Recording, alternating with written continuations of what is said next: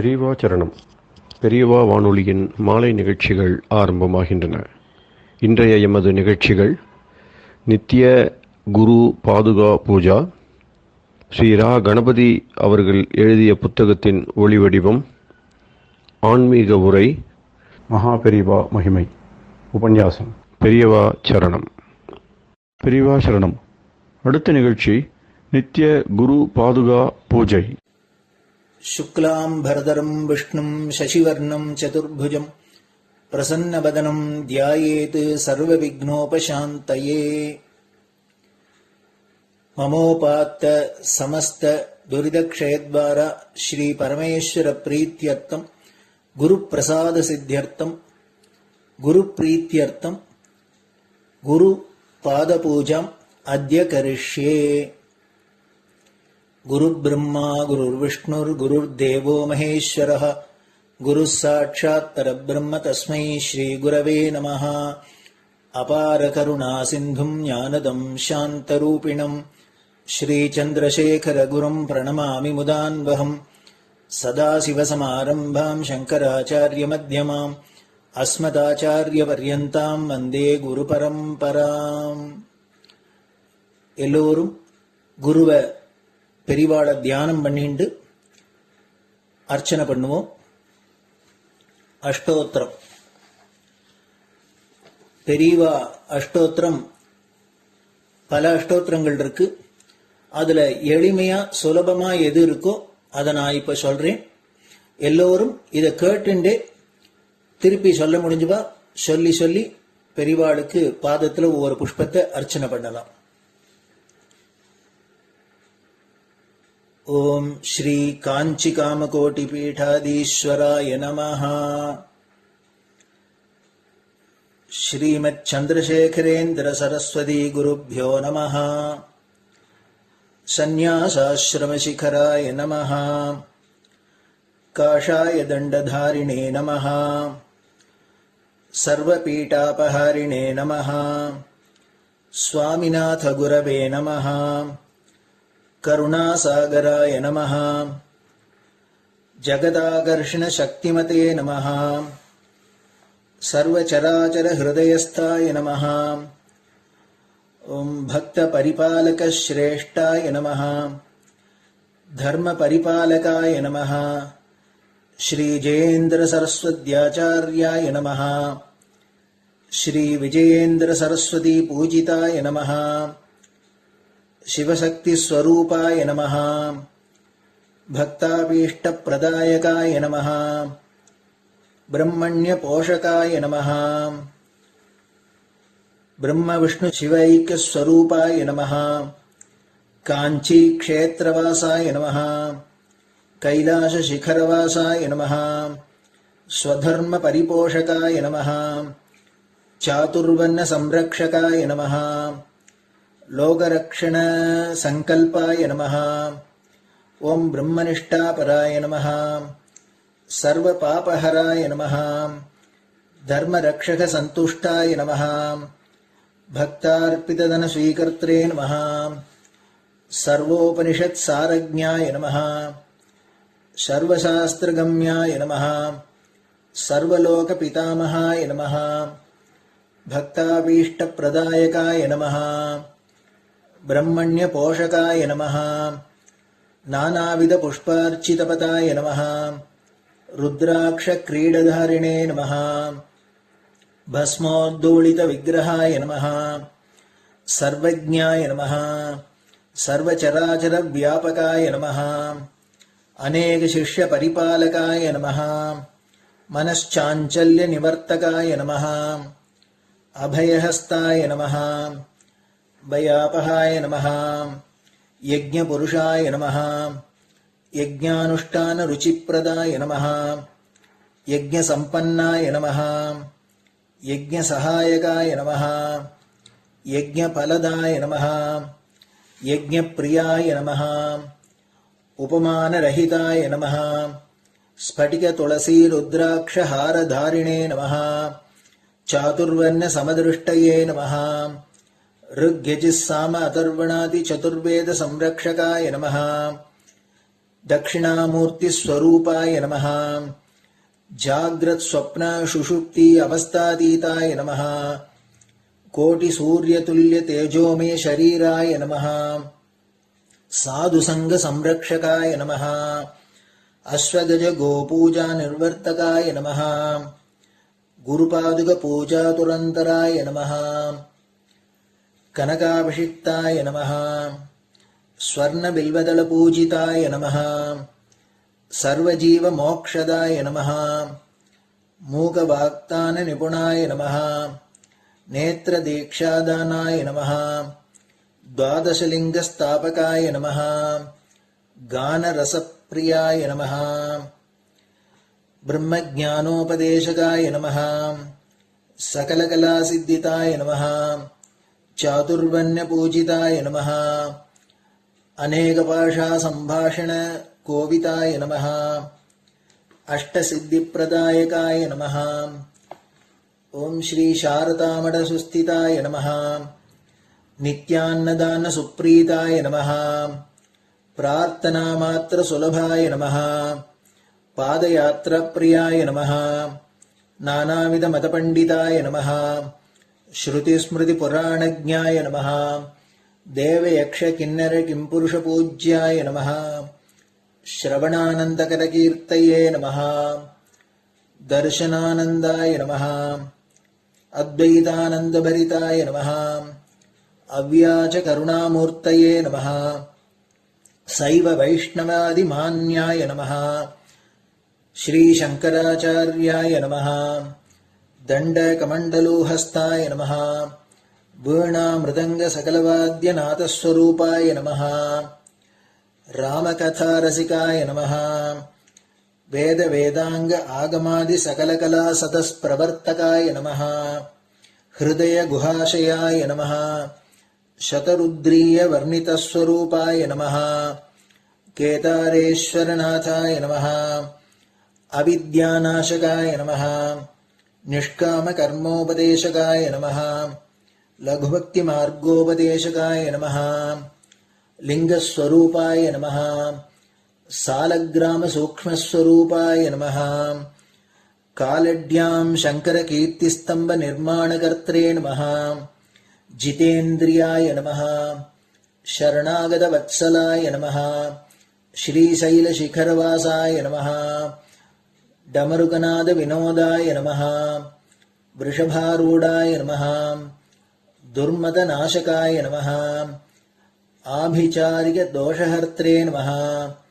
मिताहाराय नमः मृत्युविमोचकशक्त्याय नमः श्रीचक्रार्चनतत्पराय नमः दासानुग्रहकारकाय नमः अनुराधानक्षत्रजाताय नमः सर्वलोकख्यातशीलाय नमः वेङ्कटेश्वरचरणपद्मषट्पदाय नमः श्री महात्रिपुरसुन्दरी समेत श्री चन्द्रमौलीश्वर पूजाप्रियाय नमः श्रीमच्चन्द्रशेखरेन्द्र सरस्वती सद्गुरु परब्रह्मणे नमः गुरुभ्यो नमः परमगुरुभ्यो नमः परमेष्टिगुरुभ्यो नमः परात्परगुरुभ्यो नमः गुरुपरम्पराभ्यां नमः गुरुपादुकाभ्यां नमो नमः.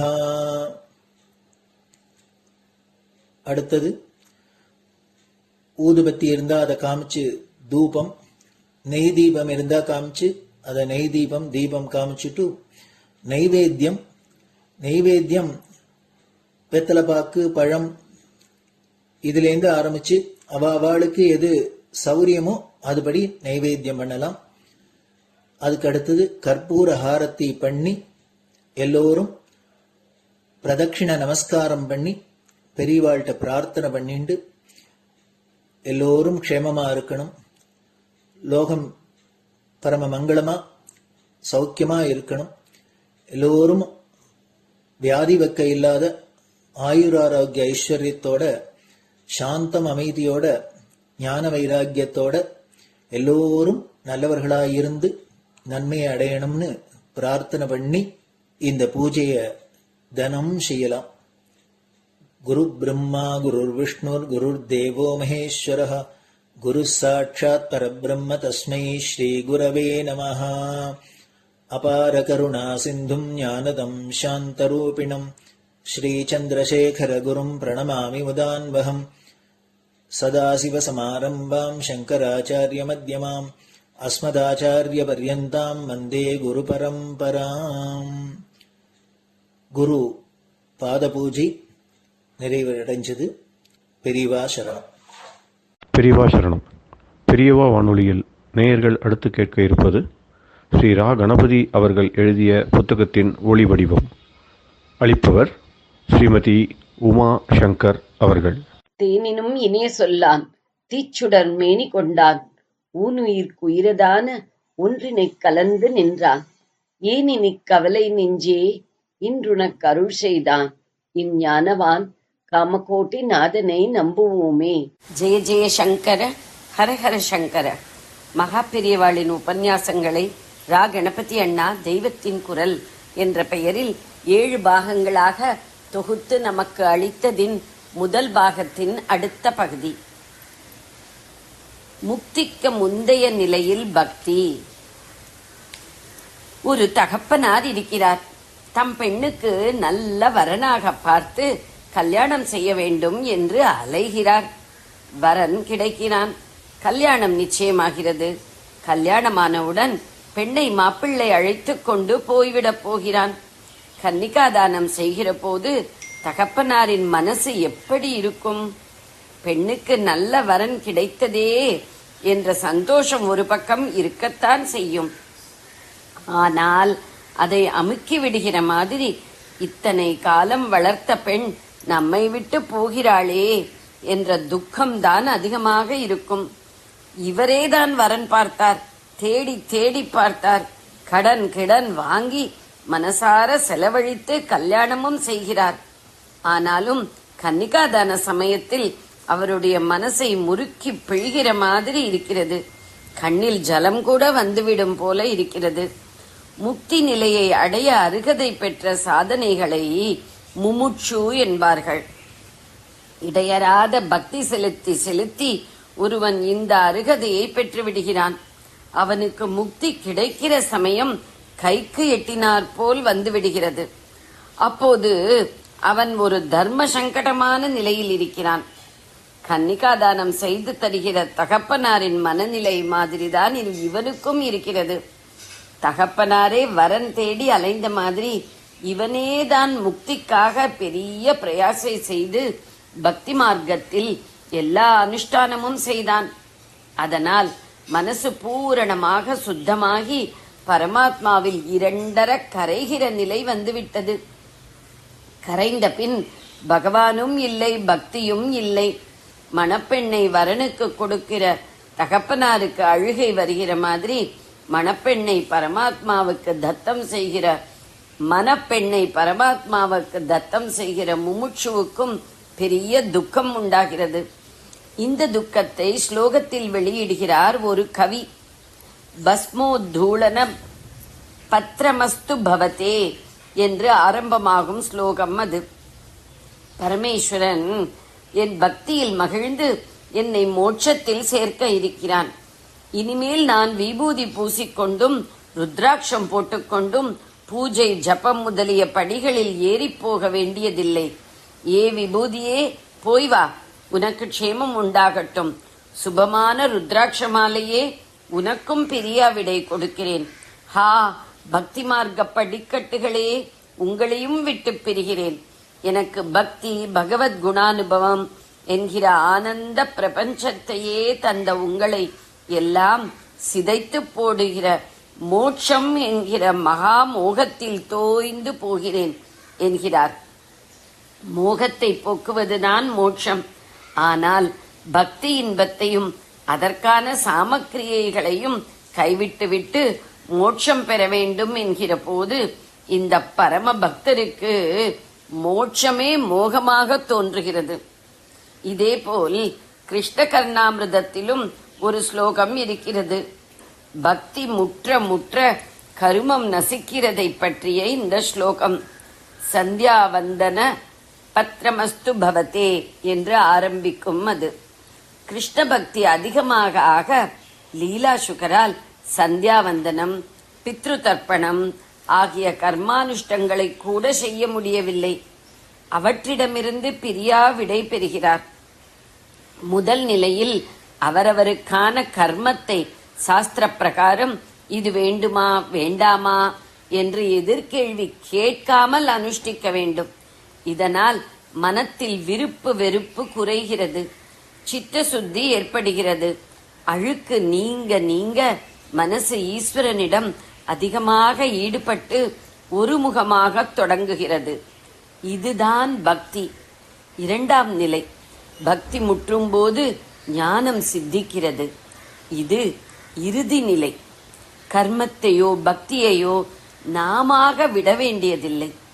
பழுத்த பழம் தானாக காம்பிலிருந்து விடுபடுகிற மாதிரி கர்மம் பக்தி எல்லாம் அதுவும் பூரணமடைந்தவுடன் தாமாகவே நழுவி போகும். பக்தியை விட்டு நேராக முக்திக்கு நாம் முயற்சி பண்ண வேண்டும் என்பதே இல்லை. பக்தி பண்ணிக் கொண்டிருந்தாலே போதும், தானே அதுவாக முக்திக்கு அழைத்து போகும். எனவே முக்தி வேண்டும் என்று பிரார்த்திக்காமல் பக்தி வேண்டும் என்று வேண்டிக் கொண்டே இருந்தால் போதும்.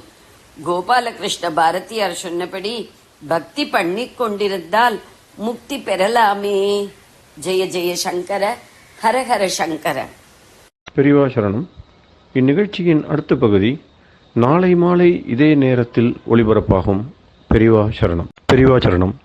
பெரியவா வானொலியில் நேயர்கள் அடுத்து கேட்க இருப்பது திரு கவிக்கண்ணன் அவர்களின் ஆன்மீக உரை. பெரியவா சரணம். ராம் ராம். ஸ்ரீ குருப்யோ நமஹ. ஜெய ஜெய சங்கர, ஹர ஹர சங்கர.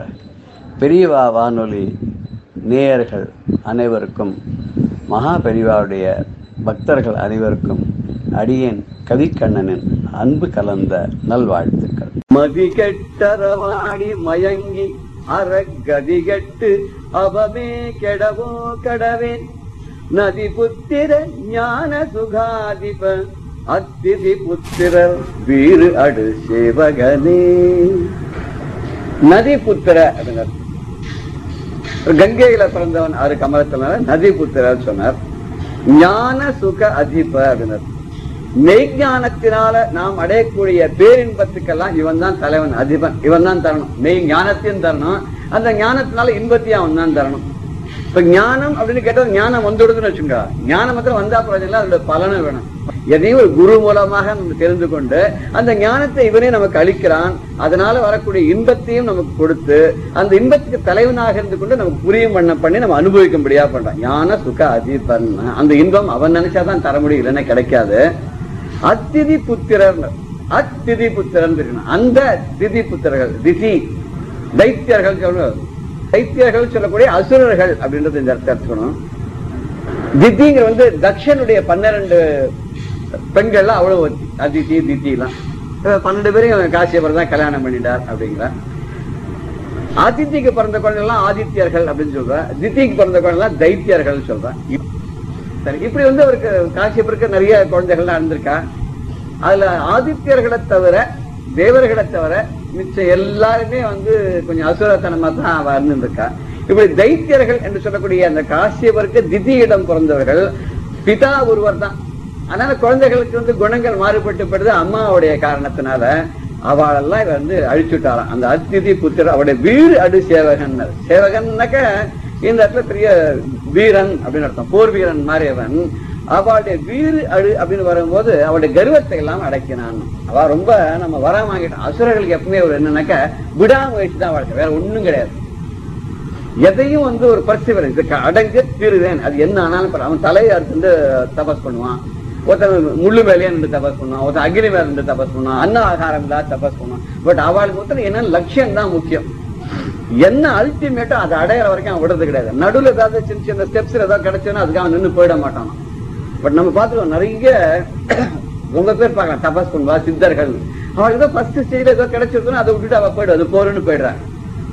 அசுரர்கள் மாத்திரம் என்ன கஷ்டம் வந்தாலும் பரவாயில்ல, கடைசி வரைக்கும் விடாப்புடியா இருந்து அல்டிமேட்டா இவன் என்ன எய்ம் பண்ணாலும் அதை வாங்காத விடுறது இல்லைன்னு. முக்கியமா பார்த்தா பிரம்மாவை குறிச்சு தான் தபஸ் பண்றா, இல்ல பரமேஸ்வரனை குறிச்சு தபஸ் பண்றா. தபஸ்னால அவளை பிரீத்தி பண்ணி என்ன கிடைக்கணுமோ கிடைச்சி வாங்கினா போவா. இப்படிப்பட்ட அசுரர்களை எல்லாம் அழிக்கணும்னு சொன்னாக்கா பிரம்மாவாலையும் முடியாத ஒரு ஸ்டேஜ், சிவனாலையும் முடியாத ஒரு ஸ்டேஜ், அப்ப மகாவிஷ்ணுவாலும் முடியாத ஒரு ஸ்டேஜ்ல இந்த 3 அம்சங்களும் சேர்ந்த கலந்ததாக வரக்கூடிய ஒருத்தனால தான் முடியும் போது இந்த குஹப்பெருமானான சுப்பிரமணிய சுவாமி அவதாரம் பண்ணி இவாளெல்லாம் அழிச்சா அப்படின்னா பார்த்து ஒரு கேள்வி கேட்கிற மாதிரி வச்சுக்கலாம், பதில சொல்ற மாதிரி வச்சுக்கிற மாதிரி இந்த பாட்டு எழுதியிருக்கார். சாதாரண மேலெழுந்த வாரியா பார்க்கும்போது கேள்வி கேட்கிற மாதிரி தான் இருக்கு. மதி கெட்டு அறவாடி மயங்கி அறகதி கெட்டு அவமே கெடவோ கடவேன். மதி கெட்டு, மதினா இங்க புத்தி, மதி கெட்டு நல்ல புத்தி எல்லாம் போச்சு. ஏன் தான் இப்படி புத்தி கெட்டு போச்சோ நம்ம சொல்லிக்கிற முடியும். என்ன சார் அவர்கிட்ட போய் இப்படி பண்ணிட்டேன்னு, அவர் பெரிய மகான் ஆச்சு, அவர் ரொம்ப நல்லவராச்சு, யாருக்கும் எந்த கெடுதலும் பண்ண மாட்டாரு, ஒசந்த சத்தம் கூட அவர்கிட்ட கிடையாது, அவரை போய் தப்பா பண்ணி இப்படி போய் நான் பண்ணிட்டேன், எனக்கு புத்தி தான் சார் கெட்டு போயிட்டுங்களா. அந்த மதி கெட்டு என்ன பண்றோம்னு தெரியாத அது பாட்டு இஷ்டத்துக்கு பண்ணிடுவாங்க. அந்த மதி கெட்டு போனாதான் பண்ணும். அப்படி எது நல்லது கெட்டதுன்னு பிரிச்சு பாகுபாடு பண்ணி பார்க்கக்கூடிய அளவுக்கு அந்த புத்தி உபயோகப்படுத்தாத அந்த நிலையில இருந்து நான் ஒரு அறிவிலை மாதிரி ஒரு அஜ்ஞானி மாதிரி நடந்துக்கும்படியா அந்த புத்தி பண்ணிடுத்து, கை விட்டுடுத்து. இப்படி அறிவு கெட்டு போய் அறவாடி, அறவாடி அப்படின்னு சொன்னாக்க தர்மங்களை எல்லாம் ஒழித்து மன கிளேசம் அடைந்து, புத்தி போயிட்டதுனால செய்யற காரியங்கள்லாம் தப்பா தானே இருக்கும். நல்ல புத்தியோட இருந்தா செய்யறதெல்லாம் நல்லா இருக்கும். புத்தி கெட்டு போச்சு பேதலிச்சு போச்சுன்னா தப்பு தான் பண்ணுவான். பெரியவாட்ட அபச்சாரம் பண்ணுவான், ஈஸ்வர நிந்தனை பண்ணுவான், நல்லது பண்ணவாருக்கும் கெடுதலை பண்ணுவா, வாயில எடுத்ததெல்லாம் பேச்செல்லாம் பொய்யா இருக்கும், மற்றவாளுக்கு இம்சை பண்ற மாதிரி இருக்கும். நல்ல வார்த்தைகளை வர இனிய உளவாக இனிய இன்னாத குரல் கனி இருப்ப காய்க வந்துட்டுன்னு வள்ளுவர் சொன்ன மாதிரி நல்ல அழகா சுமூகமா சொல்லலாம், சொல்ல மாட்டான், கொல்லுன்னு விடுவான். இப்படி எல்லாருக்கிட்டையும் ஒரு அபக்கியாத்தியை வாங்கிட்டு வரக்கூடிய நிலைக்கு இந்த மதி கெட்டு போனதுனால, புத்தி கெட்டு போனதுனால வாக்கும் கெட்டு போயிடுது. இந்த வாக்கு கெட்டு போனா மனசு கடைசியில என்ன நிக்கிறது அப்படின்னு பார்த்தோம்னா துக்கம் தான் நிக்கிறது, கெட்ட பேர் தான் நிக்கிறது. இப்படி மாயையில ஆழ்ந்து போயிடுறான், மயங்கின மதி போயிடுறதுல மயங்கி. இப்ப இந்த சுறாபானங்கள்லாம் பண்ற அசுரர்கள்னா அவ அந்த கல்லை குடிச்ச உடனே அவளுக்கு என்ன ஆகுது, புத்தி மயங்கி போயிடுது, மழுங்கி போயிடுது. முதல்ல புத்தி மழுங்கிறது, மழுங்கினோட ஒரு மயக்க நிலை வந்துடுது. இந்த மயக்க நிலைக்கு போனோடனே என்ன பண்றோம்னு தெரியாத பண்றான், இவெல்லாம் என்ன பண்றோம்னு தெரியாத பண்றான். அறகதி கட்டு அவமே கெடவோ கடவேன்.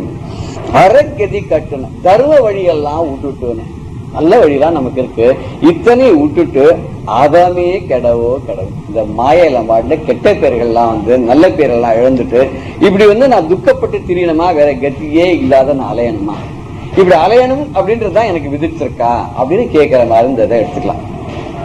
அப்படி எடுத்துட்டோம் அப்படின்னு சொன்னாக்க இதுக்கு ஒரு அப்படியே சமம் வர மாதிரி ஒரு பாடல் ஒண்ணு இருக்கு. நக்கதி சேர்ந்திடும் வகை அறியேன் பொற்பரனே சிற்பரனே பரமேசன் திருமகனே நக்கதி சேர்ந்திடும் வகை அறியேன். இப்படி மாட்டி நான் முழிச்சுட்டு இருக்கேன். நல்ல கதிக்கு எப்படி போறது எனக்கு புரியல. அப்படி யாரை பார்த்து சொல், பொற்பதனே சிற்பரனே பரமேசன் திருமகனேன்னு அந்த முருகனை பார்த்து கேட்கிறார். அற்புதமாய் செந்தில் கடற்கரை போரம் கற்பகமாய் விளங்கும் கதிர் வேலவனே நற்கதி சேர்ந்திடும் வகை அறியேன். ரொம்ப அற்புதமா இருக்க, பார்த்தா பார்த்துட்டே இருக்கலாம் போல அந்த ரூபம். அப்படி அற்புதமான ரூபத்தோட செந்தில் திருச்செந்தூர் கடற்கரையில வீட்டு இருக்கிறான். கற்பக விருட்சமா இருக்கணும், என்ன கேட்டாலும் அள்ளி கொடுக்கக்கூடிய கற்பக விருட்சமாக காமதேனுவாக இருக்கக்கூடிய அந்த முருகப்பெருமானை பார்த்து நல்ல கதிக்கு போறது எப்படின்னு எனக்கு தெரியவே இல்லையே அப்படின்னு கேட்கிற மாதிரி இருக்கு. ஏன் போக முடியல? உடலோடு அவயவம் ஒடுங்கியே நோக இடர்பல சூழ்ந்தனை இம்மையில் வாட்டிட கடல் அலை போல் மனம் கவலையால் அலைய படகன வாழ்க்கை புயலினில் உழந்தே நற்கதி சேர்ந்திடும் வகையறியேன். ஏன் நற்கதிக்கு போற வகை தெரியலன்னா, இந்த உடல் இதுல இருக்கிற அவயவங்கள் எல்லாம் ஒடுங்கி போயிட்டு இருக்கு. கொஞ்சம் கொஞ்சம் வயசாக ஆக செயலிழந்து போயிட்டு இருக்கு. அது நோவு வேற வந்துடுது, வியாதி வேற வந்துடும், ரொம்ப கஷ்டமா இருக்கு. என்ன பண்ணுறது, கால் சொந்த கேட்கல, கை சொந்த கேட்கல, காது கேட்க மாட்டேங்கிறது, கண்ணு பார்க்க மாட்டேங்குது, ருச்சி தெரிய மாட்டேங்கிறது, சோர்ந்து சோர்ந்து போறது, எதையும் சாப்பிடவும் பிடிக்கல. இப்படி ஒரு அவயங்களும் வித்ரா பண்ண ஆரம்பிச்சுடுச்சு. அதனால நோவு வந்துடுச்சு. இடர் பல சூழ்ந்து என இம்மையில் வாட்ட. இந்த விரைவில் எத்தனை கட்டங்கள் வருமோ அத்தனை கட்டமும் லைன்ல கியூல நின்று ஒண்ணு மாத்தி ஒண்ணு படுத்துறது. இது ஒண்ணு போச்சே அப்படின்னு நினைச்சுட்டா சமுத்திரத்தால ஒண்ணு மாத்தி ஒண்ணு வந்து இது போச்சு குளிக்கலாம்னா குளிக்க முடியல, அடுத்த அலை வந்துடுறது. சரி, ரொம்ப சின்னதாக அங்கதான் தள்ளி இருக்க வராதுன்னு வச்சுக்கோ, நமக்கு தலைக்கு மேல ஒரு அலை வந்து எல்லாத்தையும் நினைச்சிட்டு போயிடுது உடம்பு முழுக்க. இப்படி அலை அலையாக துன்பங்கள் வந்து என்னை இன்மையில வாட்டிக்கொண்டே இருக்கு. கடல் அலை போல மனசு கவலையில் அலையறதான். அலைஞ்சிட்டே இருக்கதான் அதுக்கு அலைன்னு பேர் சொன்னார் வாரியார். ஏன் சமுதிரத்துக்கு அலைன்னு பேர்? அது அலைஞ்சிட்டே இருக்கும்.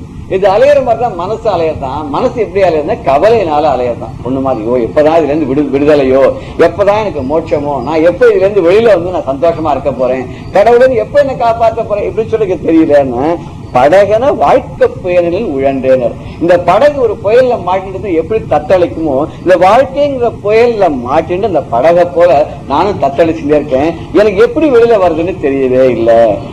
இந்த ரொம்ப கட்டப்பட்டு இருக்கேன். இதுக்கு ஏதாவது வழி உண்டா அப்படின்னு கேட்கிற மாதிரி இந்த பாடல் இருக்கு. இதுதான் வள்ளலார் கூட கிட்டத்தட்ட ஒண்ணுமே புரியலப்பா, எல்லாமே இருக்கானா ஒன்னும் புரியலங்கிறது. அவர் நம்மளா ஒன்று ரெண்டு சொல்ற நிறைய சொல்றாரு.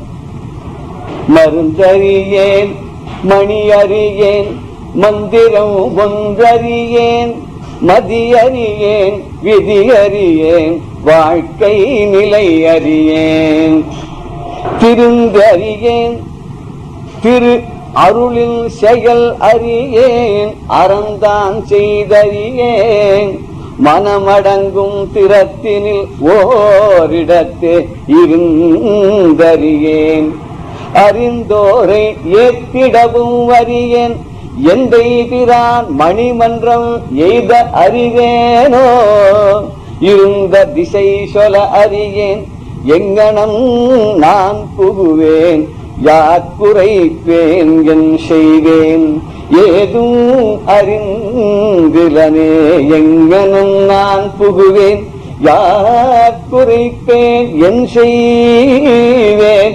ஏதும் அறிந்திலனே. ஒண்ணும் தெரியலங்கிற, ஒண்ணுமே புரியல, இந்த மாயால மாட்டு முழிக்கிறேங்கிற. மருந்து அறியேன், ஒரு வியாதி கட்டம்னா ஒரு மருந்து தெரிஞ்சா பரவாயில்ல, வியாதியை குறைச்சிக்கலாம். என்ன மருந்துன்னு தெரியல, வியாதியும் புரியல, அதுக்கான மருந்தும் தெரியல, கட்டப்பட்டிருக்கேன். தேவையில்லாத ஒரு மருந்தை சாப்பிட்டா வியாதியும் போகாது, சைடு எஃபெக்ட் தான் வந்து தொலைச்சிரும். மருந்தை சாப்பிட்டா இருந்தா இருக்கிற வியாதி படாபடுத்துறது. இதுக்கு என்ன வியாதின்னு மாயினால் கட்டுண்டு இந்த உலக பந்தங்கள்ல மாட்டிருக்க அப்புறம் இதனால வர கஷ்டங்கள், இதுதான் வியாதி இருக்கு.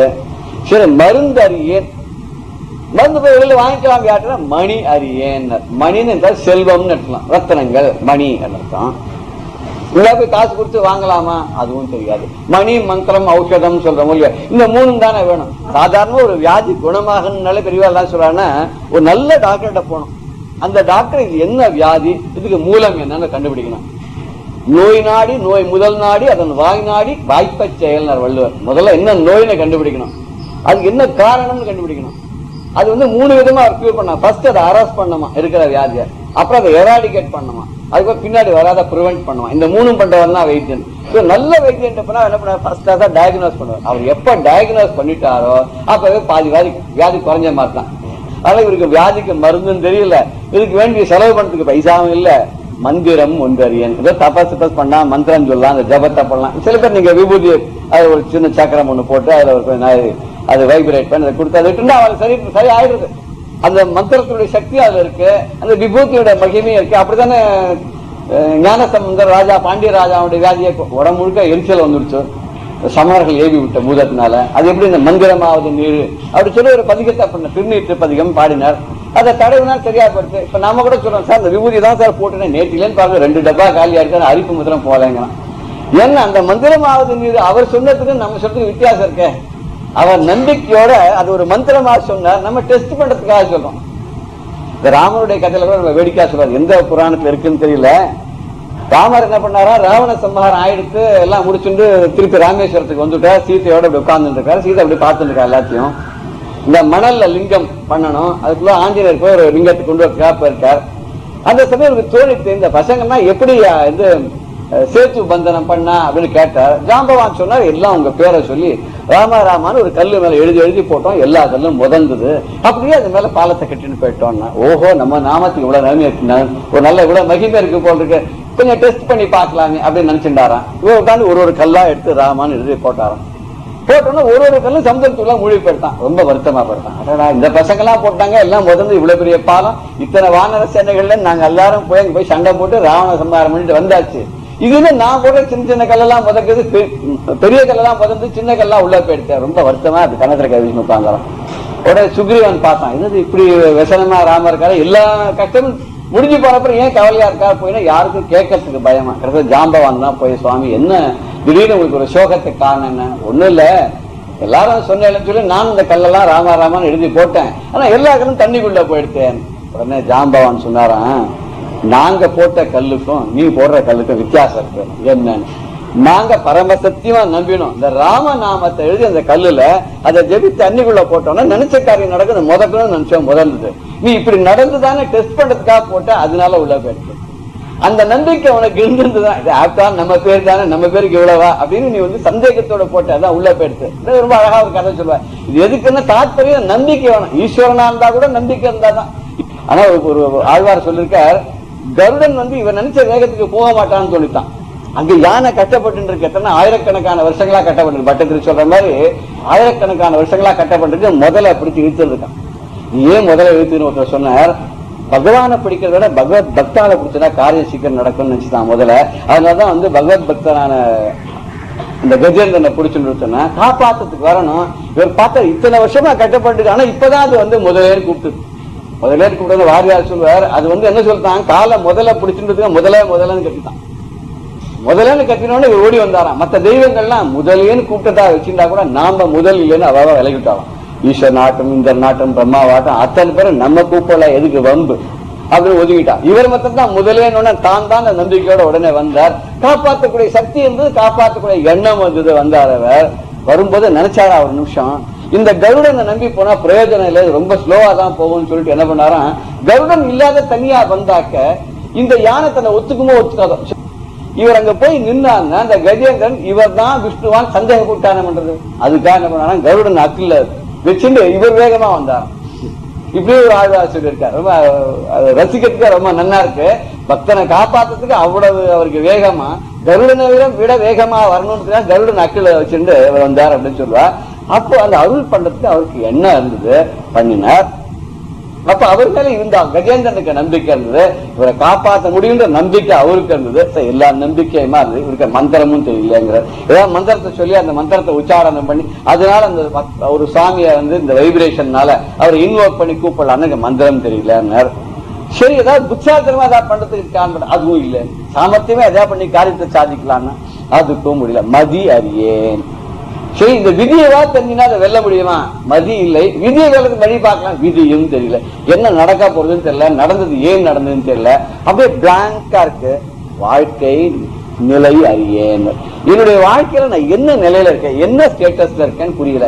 பகவானுக்கு நெருக்கமா இருக்கேனா, தள்ளி இருக்கேனா, நல்லது பண்ணிருக்கேனா, பாவத்தை பண்ணிருக்கேனா, இது முன் ஜென்ம வினையா, இந்த ஜென்மத்துல பண்ணதா, இப்ப நான் பண்ணா இப்ப காப்பாத்த போதா, பின்னாடி நன்னா சேர்க்க போறதா, ஒண்ணுமே புரியல. மதியும் இல்ல, விதியும் இல்ல. தன்னுடைய வாழ்க்கை எப்படி போறதுங்கிறது இவரால் ஜட்ஜ் பண்ண முடியல. எல்லாம் அப்படியே ரிடில் மாதிரி இருக்கு, எல்லாம் இருக்கு, புதிரா இருக்கு. திருந்தி அறியேன்னு. சரி, நம்ம ஏதாவது இருக்கிறத மாத்திக்கலாம், இருக்கிற பழக்க வழக்கங்கள்லாம் விட்டுட்டு வேறு விதமா ஏதாவது பண்ணா பகவான் நம்ம சீக்கிரமா அடைய முடியுமா பாக்கலாமா, அதுக்கும் வழி புரியல. திரு அருளின் செயல் அறியேன்னு. இந்த பகவானுக்கு அருள்னு ஒண்ணு இருக்கு. அந்த அருள் தான் எல்லாரையும் காப்பாத்துறது, அந்த அருள் தான் எல்லா செயல்களையும் நடக்க வைக்கிறதுன்னா அந்த அருளுடைய மகிமை என்னன்னு புரியல. அந்த அருளை எப்படி இன்வோக் பண்றதுன்னு தெரியல. இருக்கு, பேங்க்ல போய் பணம் இருக்கு, இன்னைக்கு ஞாயிற்றுக்கிழமை, அந்த ஏடிஎம்னு ஒரு கார்டை கொடுத்துருக்காங்க, அதை போட்டா பணம் எடுக்கலாம். ஆனா அந்த கார்டை எப்படி உபயோகப்படுத்துன்னு தெரியல, என்ன பண்ணுறது திருந்தவும் தெரியல. சரி, திருவருள்னு ஒன்று, அதனுடைய செயலும் ஒன்றும் புரியல. அறம் தான் செய்தறியன். ஏதாவது நல்ல காரியம் பண்ணிருக்கேனா, அதுவும் இல்லை. எனக்கு தெரிஞ்சு சாதாரண நம்மளா இப்படிதான் சொல்லுவாங்க, சார் மனசறிஞ்சு ஒருத்தருக்கு துரோகம் பண்ணல சார், நான் ஒரு எறும்ப கூட அடிச்சது இல்லை சார், எனக்கு ஏன் சார் இவ்வளவு கஷ்டம் வருதுங்க. ஏன் கஷ்டம் வருதுன்னா வாரியார் சொன்னார், ஒரு பெரிய மகா பண்டிதன் யாக யஜ்யங்கள்லாம் ரொம்ப நல்லா பண்ணிருக்கார், வேதங்கள்லாம் அப்படியே கரைச்சி குடிச்சிருக்கார், உபதேசங்கள்லாம் ஃபிங்கர் டிப்ஸ்ல. இப்படி ஒரு காட்டு வழியா போயிட்டு இருக்காரு ஒரு ஊருக்கு. திடீர்னு ஒரு பிரம்மராட்சஸ் பொத்துன்னு குதிச்சுட்டான். குதிச்சு இவரை வழியை மறைச்சு உன்னை நான் சாப்பிட போறேன். இவர் சொன்னாராம், எப்படி என்ன சாப்பிடணும்னு சொல்ற, நான் பெரிய வேத வித்து உபநிஷதங்கள்லாம் படிச்சிருக்கேன், எத்தனையோ பேருக்கு ஆச்சாரியா வந்திருக்கேன், நல்ல காரியங்கள்லாம் நிறைய பண்ணிருக்கேன், எப்படி உன்னால என்ன சாப்பிட முடியும், நீ சாப்பிடக்கூடாது, என்ன விட்டுடு சொல்லிட்டான். நீ பெரிய புண்ணியாத்மாவா இருந்தா ஏன் என் வழியில வரப்போற, எப்ப நான் இருக்கிற இடத்துல வந்து என்கிட்ட நீ மாட்டினிட்டியோ அப்பவே நீ புரிஞ்சுட்டு இருக்கணும், இத்தனைக்கும் மீறி ஏதோ ஒரு பாவம் பண்ணிருக்க, அந்த விதி கொண்டு உன்னை என்கிட்ட விட்டுருக்கு அப்படின்னு புரிஞ்சுக்க வேண்டாமோ. சோ விதின்னு ஒண்ணு இருக்கு, அந்த விதி என்னன்னு புரியல. தர்மம் இதா பண்ணிருக்கேன்னா அதுவும் தெரியல, தர்மம் பண்ண அந்த தர்மம் இதை காப்பாத்துற மாதிரி தர்மமா அதுவும் புரியல. சரி, மனம் அடங்கும் திறத்தினில் ஓரிடத்தே இருந்தறியும். சரி, மனசை அடக்கணுங்கிறாரு, யோகம் பண்ணணும், தியானம் பண்ணுங்கிற, அது ஒரு இடத்துல இருந்து பண்ணுங்கிற, அதுவா கத்துக்கிட்டேன்னா அதுவும் கத்து. வள்ளலார் எப்பேற்பட்டவர், அவர் 8 வயசுலயோ 9 வயசுலயோ உபன்யாசம் பண்ண ஆரம்பிச்சிட்டார். நிறைய சித்திகள்லாம் அடைஞ்சு அவர் ரொம்ப அவர் சித்தர்னு சொல்றதா பெரிய பக்தர்னு சொல்றாரு, அந்த அளவுக்கு அவர் வந்து எல்லாத்திலுமே கை வந்தவரா வந்திருக்காரு அவர். ஆனா தனக்கு ஒண்ணுமே தெரியாது சொல்ற, அந்த மனசை அடக்கக்கூடிய அந்த திறன் இருக்கு, அதுவும் எனக்கு தெரியல. ஒரு இடத்துல உட்காந்து எப்படி தியானம் பண்றதுன்னு புரியல. ஐந்தோரை ஏத்தியும் அறியணும். சரி, நமக்கு தெரியாட்டா வேணா யாராவது தெரியுது, அவளை போய் கேட்கலாமே, அவளை போற்றி பணிஞ்சு அவளுக்கு சிசுஷ பண்ணி அவளோட சிஷ்யனை வந்து கத்துக்கலாமே, அதுவும் பண்ண தெரியல, அதையும் விட்டுட்டேன். எந்த பிரான் மணிமன்றம் எய்த அறிவனும், என்னோட கடவுள் என்னோட சுவாமி அவர் இருக்கிற இடம், அவர் ஒருத்தர் அங்க போலாமனும், அங்க போய் ஒரு பூஜை புரஸ்காரம் பண்ணலாமனும், வழக்கமா பண்ண ஒரு பக்தி பண்ணலாமனும். ராஜா கூட சொல்றாரு, எதுவுமே தெரியல, சின்ன வழி சொல்றேன், பலன் எண்ணாமல் உழைக்க சொன்னால் பக்தி செய்தனை பிழைக்க சொன்னார். நீ பக்தி செஞ்சு பிழைச்சுக்கோ, அதுதான் பெரிய தர்மம். அம்பாள் அப்படி சொன்னார்னு பாரதியாரே சொல்றார். அப்படி பக்தி பண்ணலாம், எம்பிரானுடைய திருவடியை பிடித்துக்கொண்டு அந்த அவனுடைய இருக்கக்கூடிய மணிமன்றம் அழகான அந்த கோவிலுக்கு போய் அங்க போய் அந்த பக்தி பண்ணலாமே, அதுவும் தெரியல. ஏன் தெரியல, இருந்த திசை சொல்ல அறியேன். அது எங்க இருக்குன்னு என்னைக்காவது போயிருந்தாதானே கோவில் தெரியும், கோவில் எங்க இருக்குன்னு தெரியல, என்ன சுவாமின்னு தெரியல. சில பேர் சில கோவிலை பார்த்தா என்ன சுவாமின்னு தெரியாது, அழகா நல்ல சிம்ம வாகனம் இருக்கும் வாழலாம், அதை பார்த்தாது அம்பாவோட கோவில் சொல்லிடலாம் இல்லையா. சில கோயில கருட வாகனம் மேல கருடன் இருப்பார், ஒரு பெருமாள் கோவில்னு சொல்லலாம். இன்னும் சில கோயில்ல நந்தி இருக்கும், இதுல இருந்து சிவன் கோவில் சொல்லலாம். இல்ல 4 பக்கம் மயில் வச்சுதான் முருகன் கோவில் சொல்லலாம். ஆனா அப்படின்னு சொல்ல முடியாது. திருப்பதியில் நீங்க போயேன்னா அந்த மதில் மேல பார்த்தீங்கன்னா சிம்ம வாகனம் இருக்கும், சுவாமி அங்க வந்து உள்ள பெருமாள் இருக்க சிம்ம வாகனம் இருக்கும். அது பெரியவாட்ட போய் கேட்டாலாம், அங்க இருக்கிற சுவாமி என்னன்னு. இவர் பார்த்தாரு, இது என்ன இந்த வம்புல மாட்டி விடுற கேள்வியா இருக்கு, அதுக்கு என்ன பதில் சொன்னார்னா, அங்க இருக்கிற சுவாமி என்ன சொல்றாரு நமக்குன்னா, நீ என்ன சுவாமி நினைச்சுன்னு வந்தாலும் அந்த அம்சமா நான் இருக்கேன்னு காமிக்கிறாராம். நீ அம்பாளை நினைச்சுன்னு வந்தீங்கன்னா சிம்மத்தை வச்சுன்னு சிம்ம வாகினியான அம்பாளா நான் தான் இருக்கேன். நீ முருகன் நினைச்சுன்னு வந்தா மலை மேல இருக்கவனா முருகன், நானும் முருகனாக இருக்கேன். இப்படி ஒண்ணு 3 கண்ணு இருந்து பரமேஸ்வரன் இருப்பனே எனக்கு 3 கண்ணு இருக்கு அப்படின்னு இப்படி ஒன்னொன்னு சொல்லி சொல்லி சொல்லி சொல்லி நீ எந்த ரூபமா நினைச்சாலும், நீ எதை பார்க்க நினைச்ச சர்வம்ச மயி பஷ்யசி, எல்லாத்தையும் எங்கிட்டயே பாக்குற, நீ பார்க்க முடியும் அப்படின்னு காட்டிக்கிட்டு பெருமாள் அப்படி இருக்காடா அப்படின்னு பெரியவா சொன்னாலும். ரொம்ப ரொம்ப அருமையான ஒரு வியாக்கியானம் அது. அது மாதிரி சுவாமி இருக்கிற இடமா தெரியுமான்னு தெரியல. இப்ப இருக்கிற இடம் தெரிஞ்சுன்னு வச்சுக்கோ, அட்ரஸ் தெரியல, ஆனா எப்படி போகணும்னு தெரியல, அட்ரஸ் நம்ம கிட்ட ஒருத்தர கேட்கலாம், இந்த இடத்துக்கு எப்படி போறதுன்னு கேட்கலாம். இவருக்கு இருந்த திசை சொல்ல அறியேன், அது எங்க இருக்கு, எங்க போகணும், எந்த சுவாமியை நான் ஏதோ ஆராதிக்கிறேன், எங்க இருக்குன்னு சொல்றதுக்கு அதுவும் தெரியல. இப்படி எதுவுமே தெரியல, என்ன பண்றதுன்னா எங்கனம் நான் புகுவேன், இப்படி ஒண்ணுமே தெரியாத ஜடமாக நடந்தா எப்படி பகவான் போய் நான் சேர முடியும், அடைய முடியும். சரி, என் குறைய யார்கிட்ட போய் சொல்றது, யாருக்கு குறைத்தேன் என் செய்தேன், என்ன பண்ணது தெரியல, யார்கிட்ட போய் சொல்லி அழறது, எதுவும் அறிந்தில்லை. இந்த குறையே இல்லாதவன், ப்ராப்ளமே இல்லாதவன் அந்த பரமாத்மா தான் குறையே இல்லாதவன். அது அந்த பரமாத்மா கிட்ட போய் நம்ம சொல்லணும்னா அதுக்கு எந்த விதமான வகையும் அறியாதவனாக நான் இருக்கிறேனே, நான் என்ன பண்ணுவேன் அப்படின்னு சொல்லிட்டு ஒரு சில கதிகட்டு இந்த தர்ம மார்க்கத்தை செய்யறதை விட்டுட்டு அதே தான் அருணகிரிநாதன் இப்படி நான் என்னுடைய இதை விட்டுட்டேனே, ஆரம்ப காலத்தோட ரொம்ப கெடுதல் தான் பண்ணிருக்கேன், என்னோட புத்தி இல்லாத கண்ட மாதர்களோட தெரிஞ்சிருக்கேன், நோய் பிறர் நிந்தனை இதெல்லாம் பண்ணிருக்கேன், ரொம்ப வாடி இருக்கேன், எனக்கு நற்கதி வருமான்னு சொன்னா வருந்திருக்கேன், பயங்கிருக்கேன், கதி இல்லாத திண்டாடி இருக்கேன். இப்போ இது எப்படி எனக்கு கிடைக்கும், எப்ப கிடைக்கும் சொல்லி நான் வந்து அல்லல்பட்ட நாட்கள் எத்தனையோ நாட்கள்லாம் இருக்கு. நீ வந்து பெரிய இவாளுக்கெல்லாம் அசுரர்களுக்கெல்லாம் கூட நீ வந்து கருணை பண்ணிருக்கே, அந்த சூரபத்மனை கூட அவனை மன்னிச்சு அவனை வந்து அவனை ஒரு மயிலாக ஏற்றுக்கொண்டாய், எனக்கு பண்ணக்கூடாதான்ற ஒரு அர்த்தம் சொல்லலாம். இதுக்கு இன்னொரு அர்த்தம் ஒண்ணு சொல்றேன் இந்த பாட்டு, என்ன அப்படின்னு கேட்டாக்க, மதி கெட்டு அறவாடி மயங்கி அற கதி கெட்டு அவமே கெடவோ, அது வரைக்கும் எடுத்துட்டா இப்படி புத்தி மழுங்கி போய் ரொம்ப நொந்து போய் கெட்ட பேரெல்லாம் வாங்கி என்ன பண்றதுன்னு தெரியாத மாயையில மூழ்கி இப்படி இருக்கிற நிலையை அடையக்கூடிய நிலையை எனக்கு கிடைக்குமா? எனக்கு கிடைக்காது. கடவோ கடவேன், எனக்கு கிடைக்குமா? அந்த மாதிரி எனக்கு வராது அப்படின்னு சொன்னதாக ஒரு அர்த்தம் பண்ணலாம். இப்போ அதுக்கு தமிழ்ல சில வார்த்தைகள்லாம் உண்டு. சுடுவாய் அப்படின்னு அர்த்தம்னா நீ சுடப்படுவாய், நீ கட்டப்படுவாய், துன்பப்படுவாய், நீ கட்டப்பட மாட்டாய்.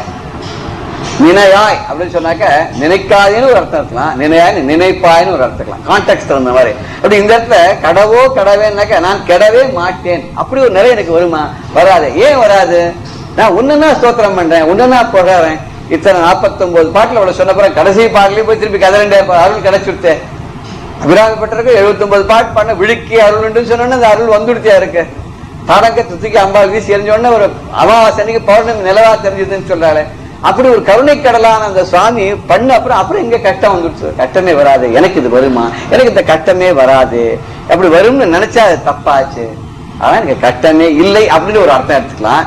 இது கந்தர் அனுபூதி கடைசியில கிட்டத்தட்ட 50வது பாடலா வருதுனால இப்படி அர்த்தம் பண்ணிக்கிட்டா உச்சிதமா இருக்கு. இந்த மாதிரி கட்டங்கள்லாம் உன்னுடைய அருள் எனக்கு கிடைத்த பிறகு எனக்கு வராது.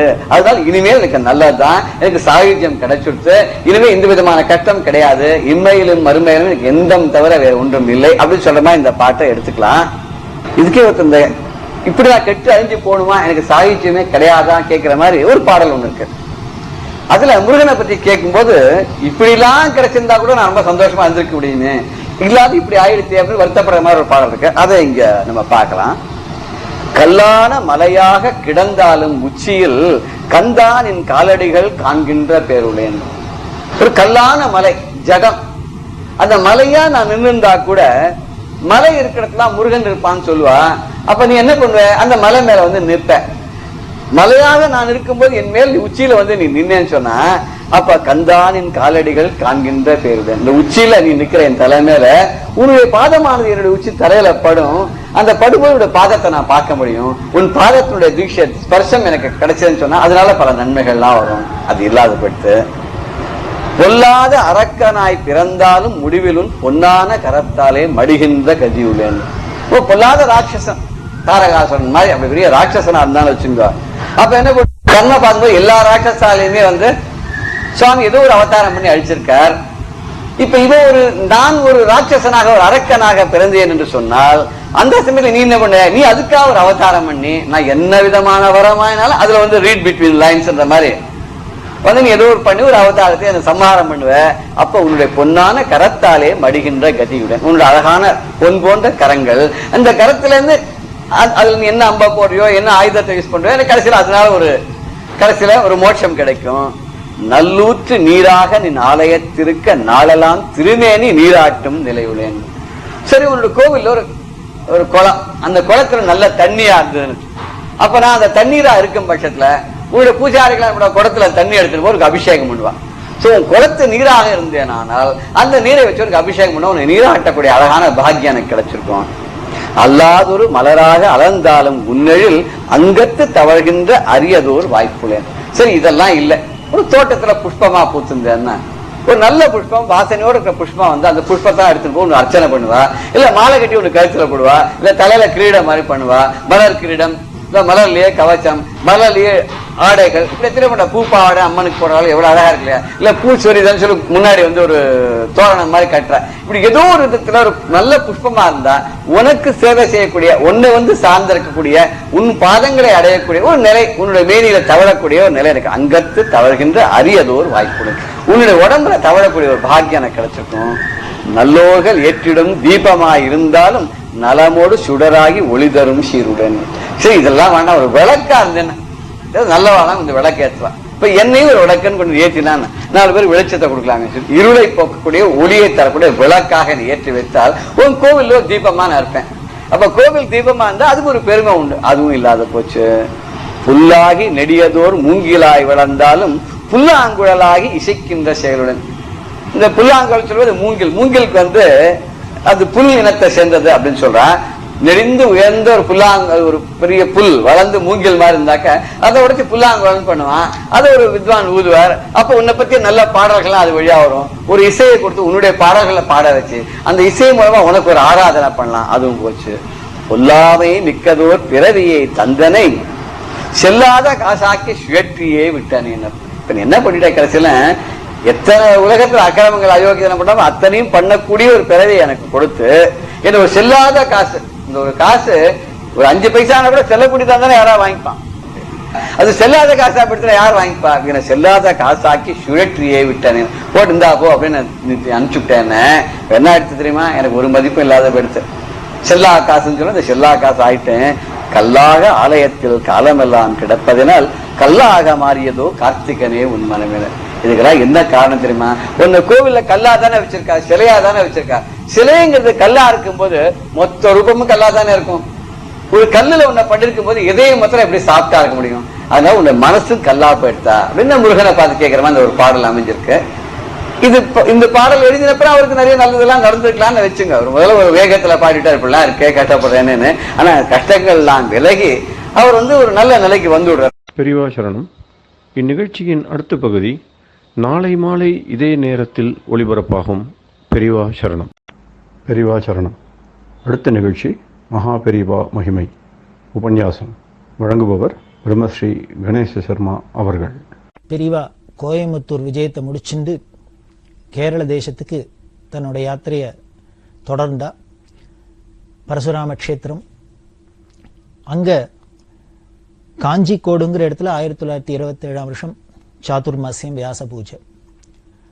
அதை முடிச்சுட்டு பக்கத்துல பாறைன்னு ஒரு ஸ்தலம், அந்த பாறைக்கு போனா. பாறைங்கிற ஸ்தலத்துல என்ன அப்படின்னா, இது தமிழ்நாடு கேரள பார்டர்ல இருக்கு. அங்க வாழையார்னு ஒரு நதி ஓடுறது. இந்த நதிக்கு இந்த பக்கம் தமிழ்நாடு, அந்த பக்கம் கேரளா. அங்க சரகங்கான்னு ஒரு தீர்த்தம். அந்த சரகங்கா தீர்த்தத்திலையும் பெரியவா ஸ்நானம் பண்ணினா. இந்த சரகங்கான்னு எப்படி வந்ததுங்கிறதுக்கு நமக்கு புராணத்துல ரெஃபரன்ஸ் இருக்கு. இந்த வாழையார்னு சொன்னோம் இல்லையா, வாழையாருக்கு இந்த பக்கம் தமிழ்நாடு, அந்த பக்கம் கேரளா அப்படின்னு சொன்னோம். ராமர் வனவாசம் பண்ணிட்டு வர, சீதையை தேடிட்டு வரத்தே லக்ஷ்மணோட வந்துட்டு இந்த வாழையாறுல ஸ்நானம் பண்ணார். அன்னைக்கு அவர் ஸ்நான சந்தியெல்லாம் பண்ணிட்டு தானே யாத்திரை பண்ணியிருக்கார். அப்படி வரத்தே இந்த வாழையாறுல இப்படி நீஞ்சிண்டு அந்த பக்கம் போயிட்டார். இக்கரையில ஸ்நானம் பண்ணின்றவர் அப்படியே தண்ணியை கிராஸ் பண்ணிட்டு நீஞ்சிட்டு இந்த உற்சாகத்துல அந்த பக்கம் போயிட்டார்.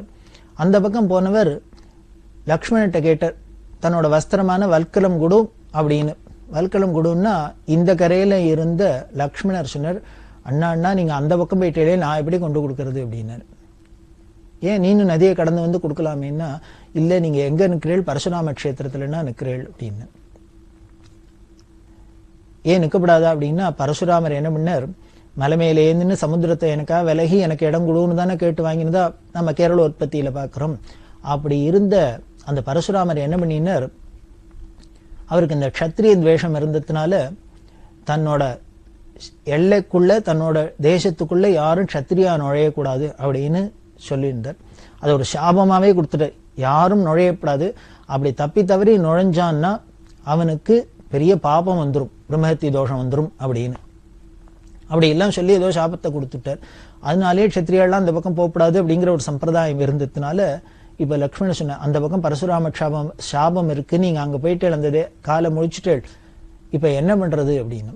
உடனே என்ன பண்ணலாம் அப்படின்னா, அப்புறம் பார்த்தா பிராயஷ்சித்தமா கங்கா ஸ்நானம் பண்ணினா அந்த பரசுராம க்ஷேத்திரத்தை க்ஷத்திரியை முடிச்சு அந்த பாப்பம் போகும் அப்படின்னு ஒரு பரிகாரத்தை இருந்ததுனால கங்கா ஸ்நானம் பண்ணி இந்த பரசுராம க்ஷேத்திரத்தை முடிச்ச பாவத்தை போக்கிக்கணும் அப்படின்னு ராமர் தீர்மானம் பண்ணா. கங்கைக்கு எங்க போறது, இங்கேருந்து இவ்வளவு தூரம் வந்துட்டு திருப்பி போக முடியுமா? அதனால என்ன பண்ணாரான்னார், கங்கையை பிரார்த்தனை பண்ணினார்.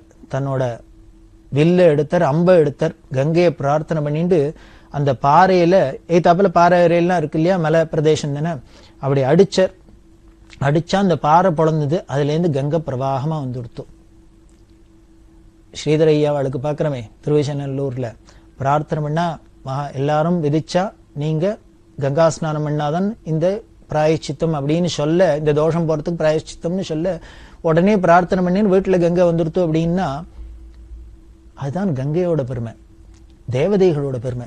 எங்க யாரு கூப்பிடுறோமோ பக்தி ஸ்ரத்தையோட அழைக்கிறோமோ அங்க வரத்துக்கு உண்டான சக்தி அவளுக்கு இருக்கு, அந்த கருணையும் அவளுக்கு இருக்கு. அது மாதிரிதான் நீங்க ராமரும் பிராயஷ்சித்தத்துக்கு கங்கா ஸ்நானம் வேணும் அப்படின்னு அம்பால அந்த பாறையை பிளந்தார், உடனே அதுல இருந்து வந்துடுத்து. இப்படி ஷரத்துனால, ராமரோட ஷரத்துனால பட்டு கங்கை பிரவாகமா வந்ததுனால அதுக்கு பேர் ஷரகங்கான்னு பேரு. அந்த சரகங்கால பெரியவா ஸ்நானம் பண்ணி, இந்த கதையெல்லாம் எப்போ பெரியவா சொல்றா இப்படி எல்லாம் இருக்குனால இது ராமரோட கையால வந்த கங்கா தீர்த்தம், அவரோட ராம பாணத்தினால பட்ட தீர்த்தம் அப்படின்லாம் சொல்லி அந்த சரகங்கால ஸ்நானம் பண்ணி, இந்த வாழையார் எல்லாமும் முன்னாலே ஸ்நானம் மட்டும் தான் அங்க போயிருக்கா.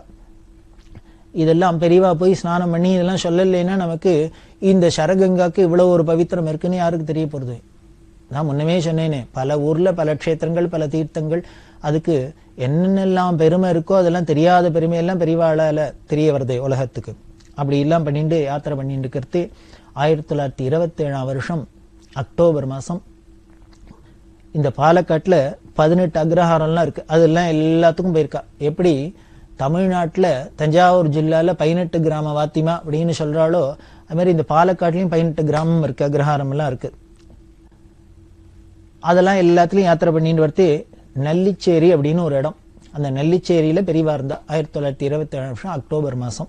அந்த நெல்லிச்சேரியில இருக்கிறதே தான் அந்த அக்டோபர் 15ஆம் தேதி 1927 வருஷம் மகாத்மா காந்தி வந்து பெரியவாளை தரிசனம் பண்ணினர். அந்த தரிசனத்தை பின்னால ஆந்திர பிரபா எடிட்டர் பெரிய காந்தியவாதியான நீலம் ராஜு வெங்கடசேஷையா அவர்கள் விவரிச்சிருக்கார். அவரும் பெரியவா பக்தர்.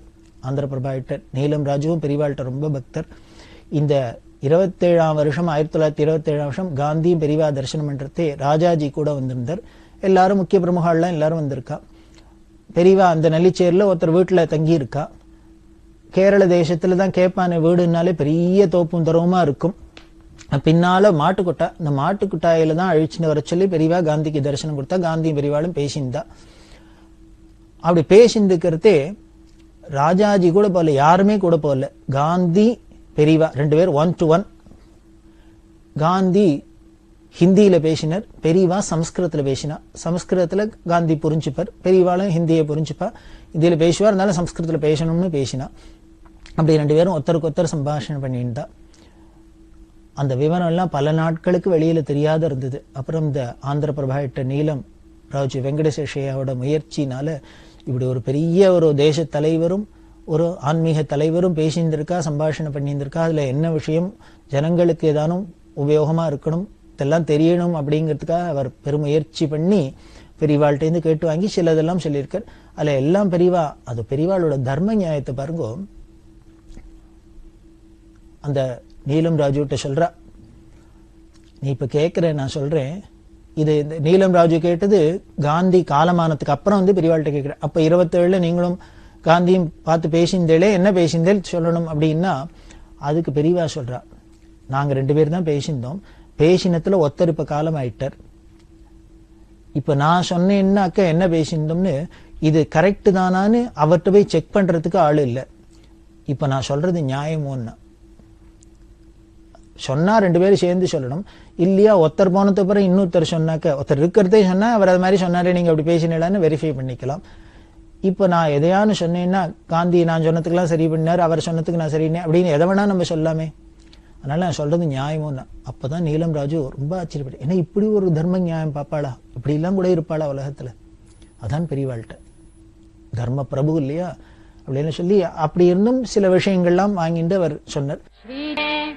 அப்படி பேசினுக்கிறதே காந்தியும் பெரியவாளும் நாட்டோட நடப்பெல்லாம் பேசியிருந்தா, ஜனங்களோட நிலப்பெல்லாம் பத்தி பேசியிருந்தா. அப்ப பெரியவா குறிப்பா சொல்றா, நீங்க எவ்வளவு கஷ்டப்பட்டு சுதந்திரம் வாங்கி எல்லாம் பண்றீர்கள், அவசியம் பண்ண வேண்டியதுதான். ஜனங்களுக்கு சுதந்திரம் வேணும். இதை விட என்ன பெரிய நமக்கு இந்த ஜென்மாலேருந்து விடுதலை கிடைக்கணும்.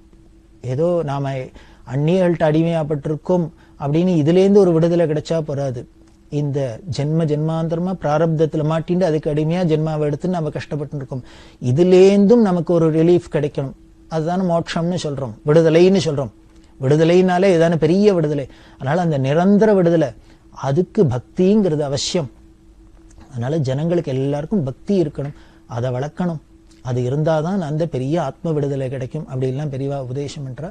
காந்தியும் ராமபக்தர் அப்படிங்கிறது எல்லாருக்கும் தெரிஞ்சது.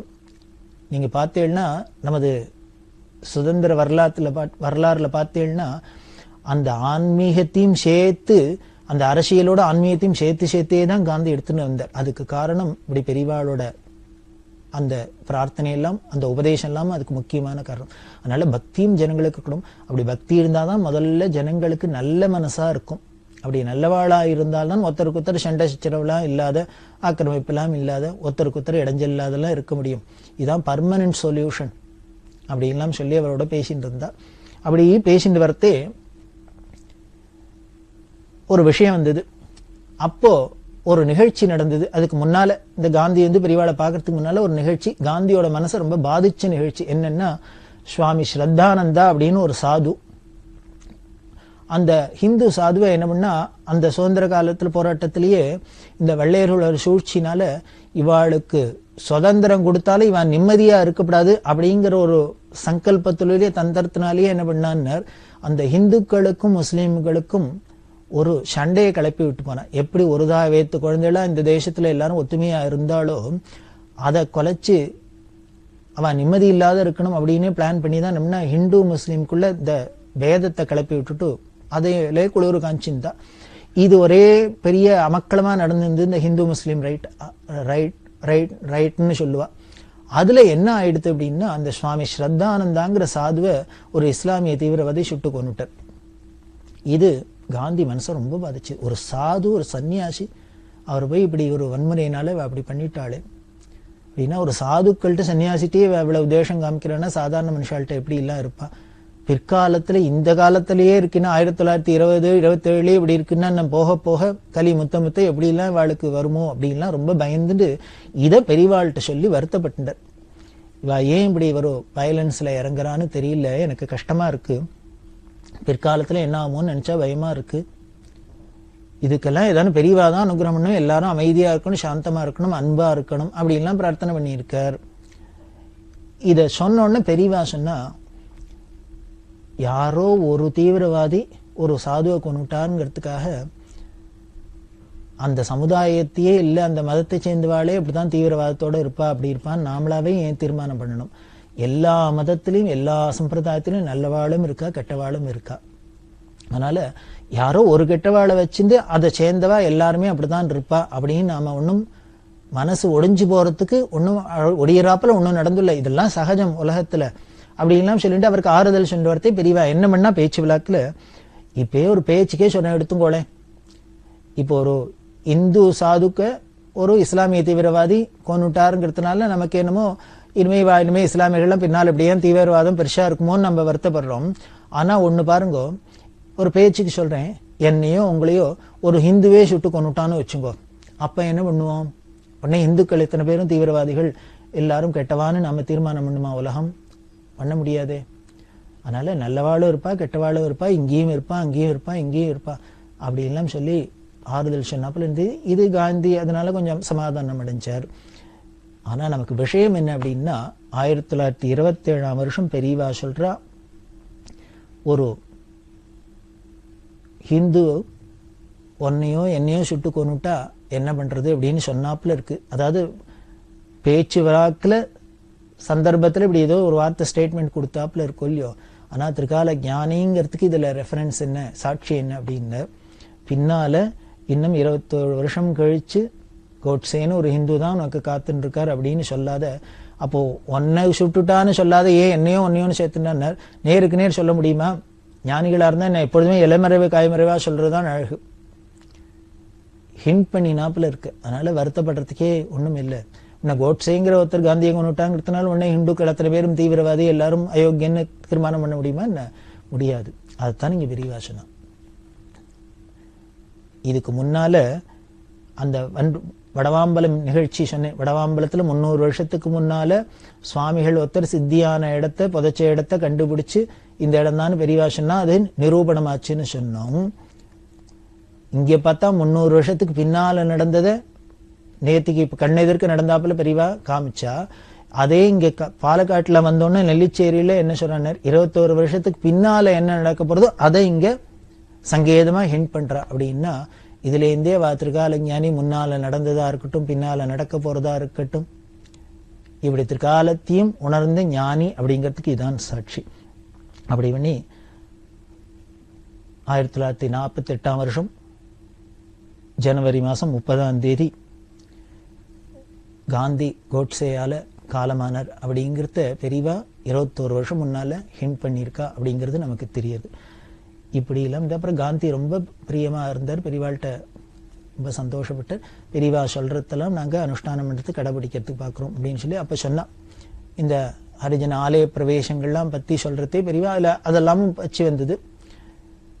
அப்ப பெரியவா சொன்னா, எதையுமே யாரையுமே நம்மளோட ஒரு ஆதாயத்துக்காக நம்மளோட லாபத்துக்காக அடுத்தவா மேல திணிக்க கூடாது. அவாவாளுக்கே சுயமா ஒரு தாபம் இருந்து பிரியம் இருந்து ஏதானும் பண்றதா பண்ணலாமே வழிய இனிமே நம்மளோட ஒரு லாபத்துக்காக இதுக்காக அதுக்காகன்னு அடுத்த வாழ்கிட்ட போய் ஒரு சம்பிரதாயத்தையோ கொள்கையோ தெரிக்கிறது பிராது அப்படின்லாம் சொல்லி அவருக்கு உபதேசம் பண்ணியிருக்கா. இப்படி காந்திக்கும் பெரியவாளுக்கும் சந்திப்பு நடந்தது.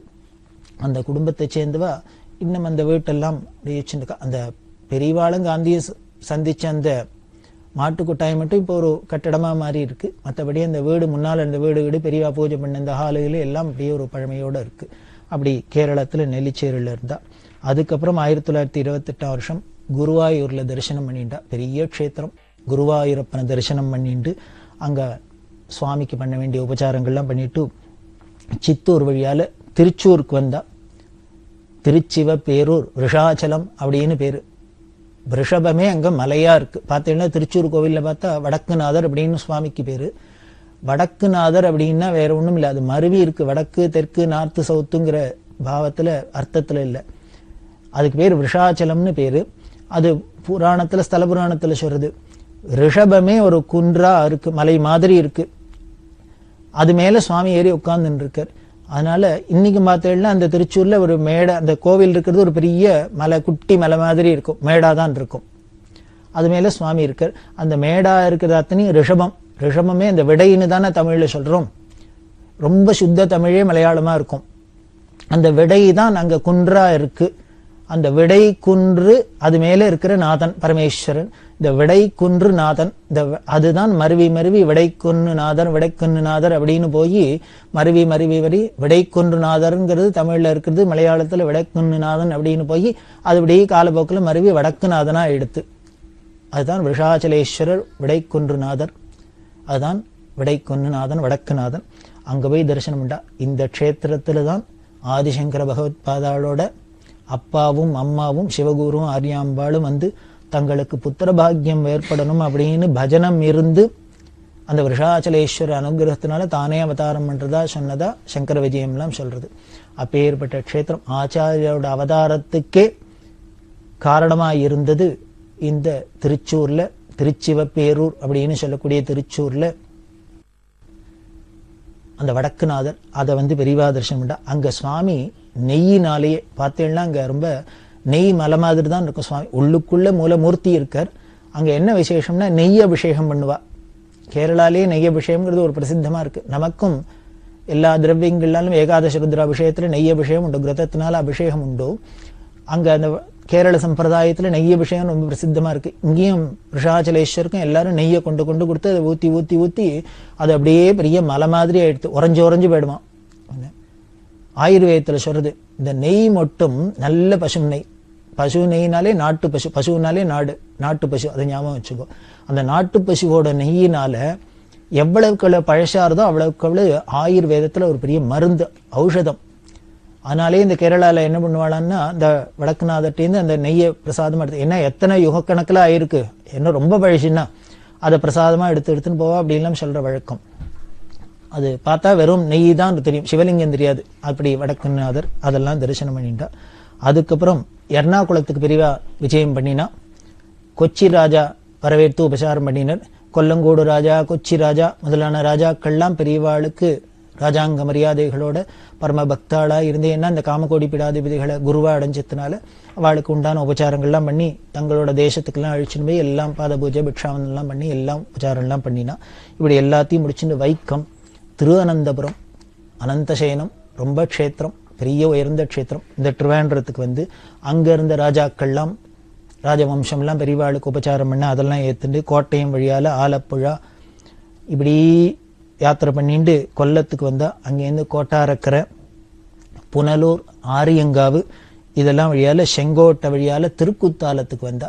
திருக்குத்தாலம் பெரிய அகஸ்தியர் பிரதிஷ்டை பண்ணின சுவாமி குற்றாலநாதர்.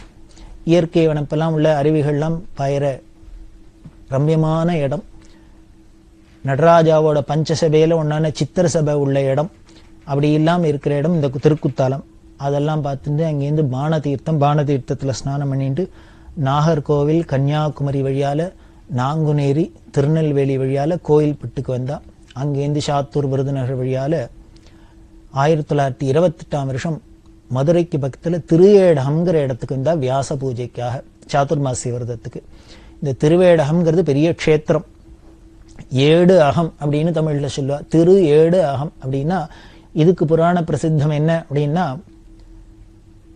தேவாரம் பாடின மூவர்ல ஒருத்தரான ஞானசம்பந்த பெருமான் இந்த மதுரை பாண்டிய நாட்டில் இந்த திருவேடகம் இருக்கிறதுனால இந்த பாண்டிய நாடெல்லாம் ராஜாவே நெடுமாறன் அப்படிங்கிற ராஜாவே சமணரா மாறி பாண்டிய நாடு முழுக்களும் சமண மதத்தை பின்பற்றிருந்தது.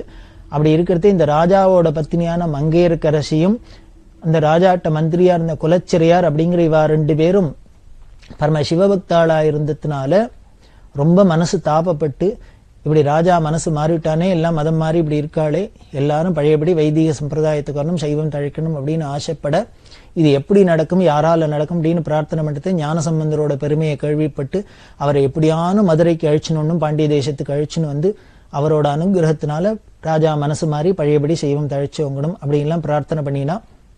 அதைப்படிதான் ஞானசம்பந்தனும் வந்தார். அப்பர் சுவாமியிடம் கூடவே யாத்திரை பண்ணிட்டு வரா. வேற 2 பேரும் தான் வந்து திருப்பி இந்த தேசத்துல சைவம் இருக்கிறாப்புல பண்ணினா.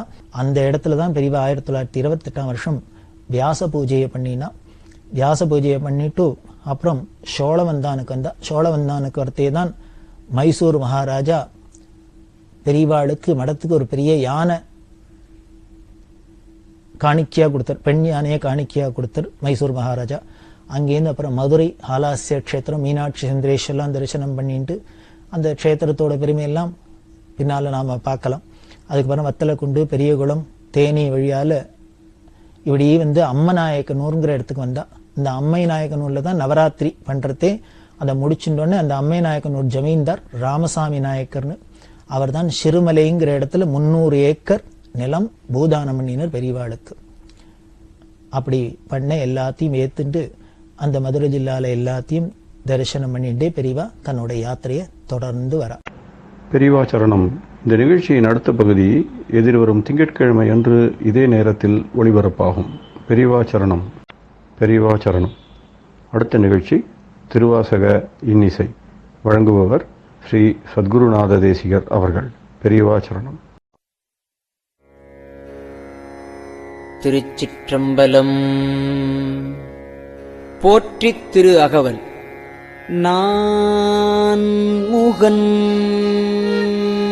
முதலா வானவர் தொழுது எழ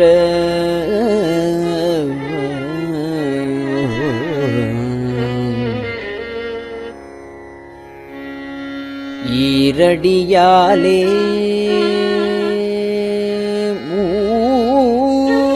மூலகளந்து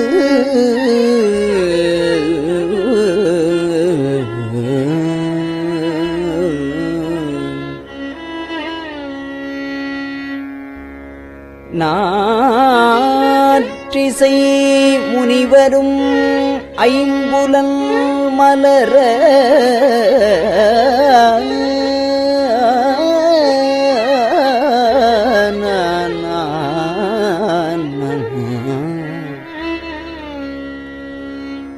போற்றிசை கதிர்முடி திருநெடுமால் அன்று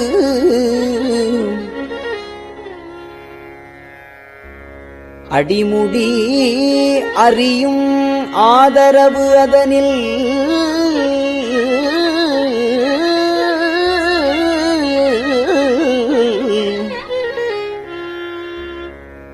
கடுமுரன் ஏனம் ஆகி முன்கலந்து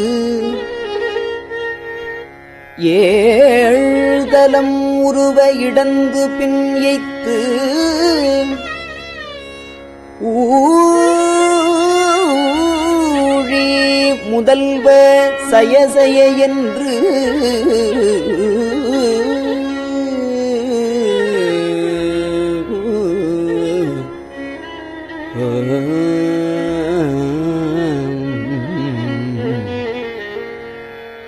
வழுத்தியும் காணா மலரடி இணைகள் வழுத்துதற்கு எளிதாய் வார்கடல் உலகினில் யானை முதலா எறும்பு ஈராய உணமில் யோனியின் உள்வினை பிழைத்தும்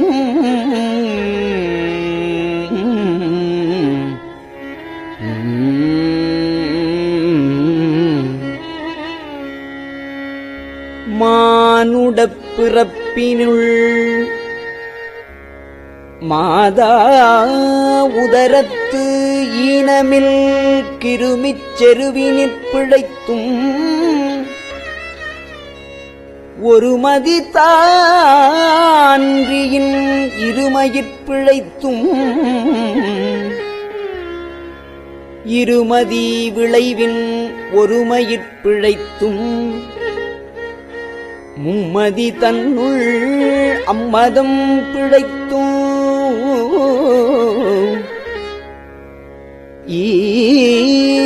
இரு திங்களில் பேரிருள் பிழைத்தும் 5 திங்களில் முஞ்சுதல் பிழைத்தும்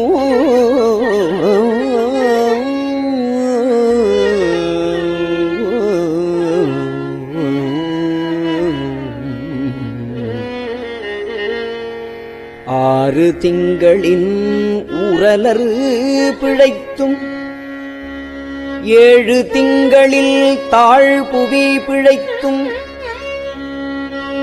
8 திங்களில் கட்டமும் பிழைத்தும் 9 வருதரு துன்பமும் பிழைத்தும் 9 வரு தரு துன்பமும் பிழைத்தும் தக்க தசமதி தாயொடு தான் படும் துக்க சாகரத் துயரிடை பிழைத்தும்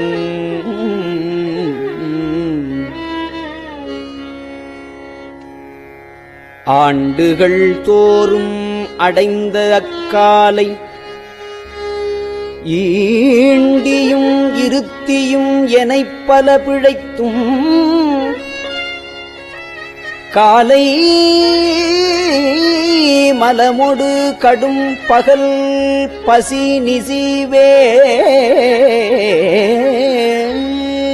நிசிவேலை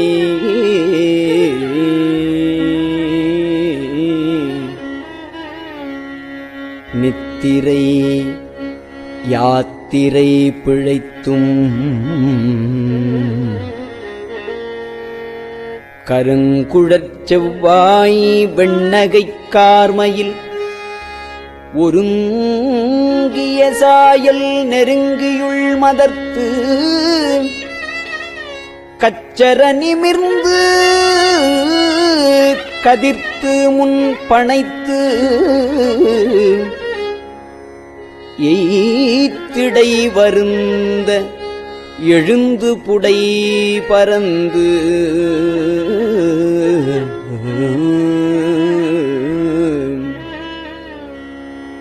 ஈர்க்கிடை போகா இளமுலை மாதருதம் கூர்த்த நயனக் கொள்ளையிற் பிழைத்தும் பித்த உலகரு பெருந்துரை பரப்பினுள் மத்தக் களிறு எனும் அவாவிடைப் பிழைத்தும் கல்வி என்னும் பல்கடல் பிழைத்தும் செல்வம் என்னும் அல்லலிற் பிழைத்தும் நல்குரவென்னும் தொல்விடம் பிழைத்தும் புல்வரம்பாய பலதுரை பிழைத்தும் தெய்வம் என்பதோர் சித்தம் உண்டாகி முனிவிலாததோர் பொருளது கருதலும் 6 கோடி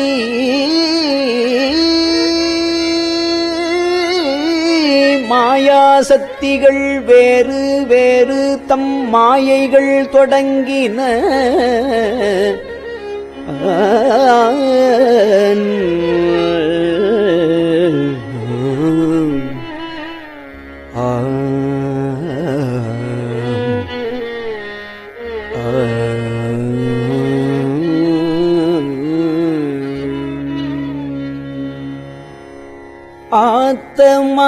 ஆத்தமானார் அயலவர் கூடி ஆத்தமானார்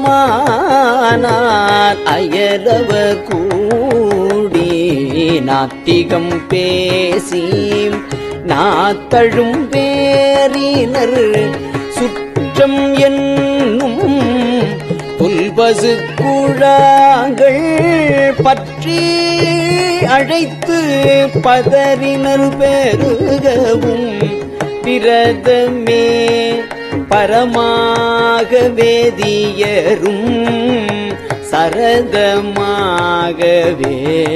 சாத்திரம் காட்டினர் சமயவாதிகள் தத்தம் மதங்களே அமைவதாக அரற்றி மலைந்தனர் விண்டிய மாயா பாதம் என்னும் தண்ட மாருதம் சுழித்தடித்தார்க்கு உலோகாயதனும் முந்திரல் பாம்பில் கலாபேதத்த கடுவிடம் எய்தி அதிர்பெரு மாயை என்னை பல சூழவும் தப்பாமே தாம் பிடித்தது சலியா தழலது கண்ட மெழுகது போல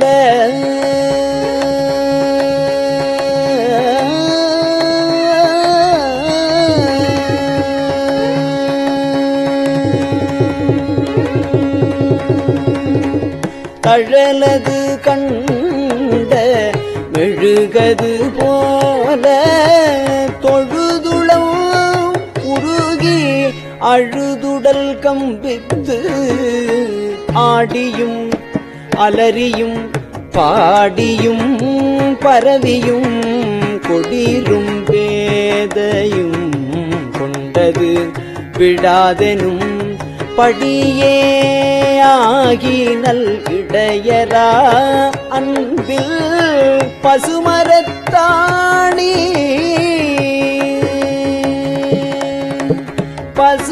பசுமரத்தாணி அறைந்தார் போல கசிவது பெருகி கடலன மருகி அகங்குழைந்து அனுகூலமாய்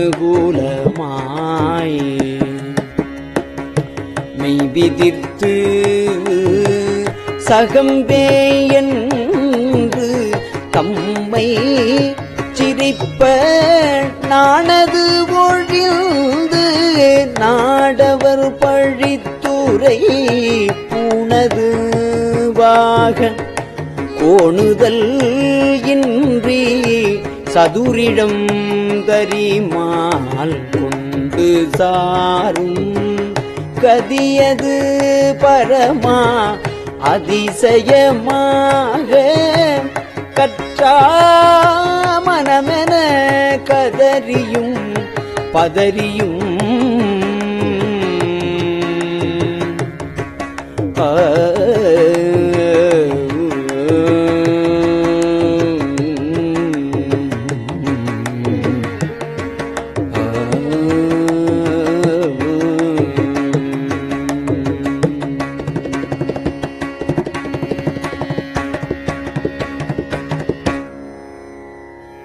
மற்றோர் தெய்வம் கனவிலும் நினையாது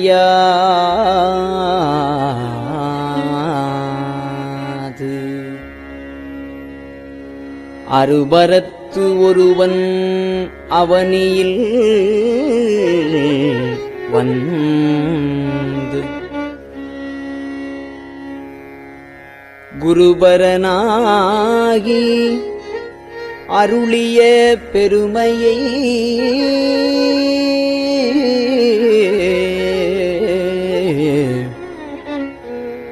சிறுமை என்று இகழாதே திருவடியினையை பிரிவினை அறியா நிழலது போல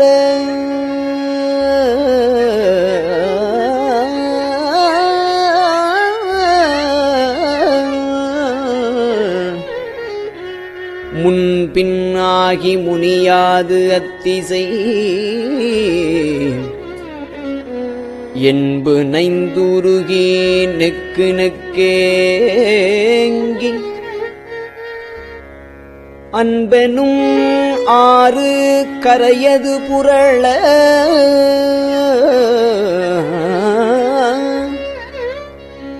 நன்புலன் ஒன்றே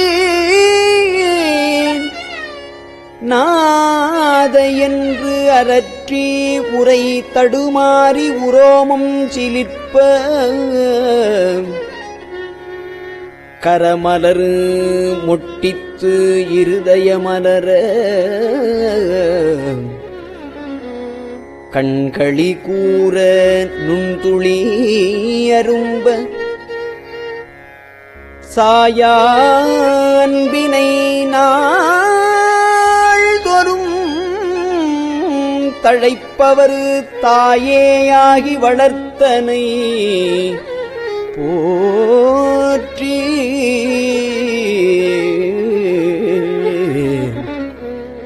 மெய்தரு வேதியனாகி வினைகட மெய்தரு வேதியனாகி வினைகட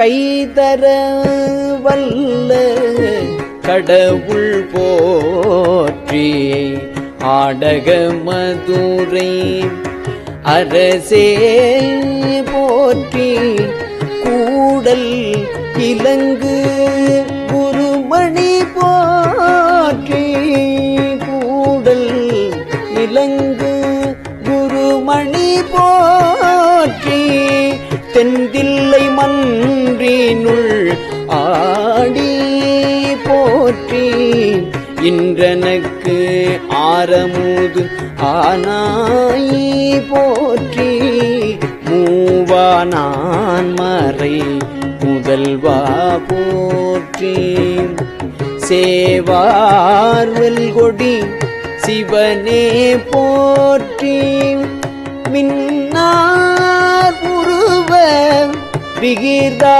போற்றி கல்நார் உரித்த கனியே போற்றி காவாய் கனக குன்றே போற்றி ஆவாயன் தனக்கு அருளாய் போற்றி படைப்பாய் காப்பாய் துடைப்பாய்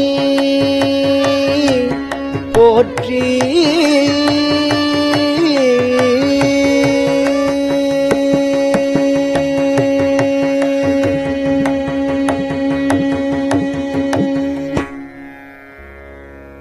திருச்சிற்றம்பலம். பெரியவா சரணம்.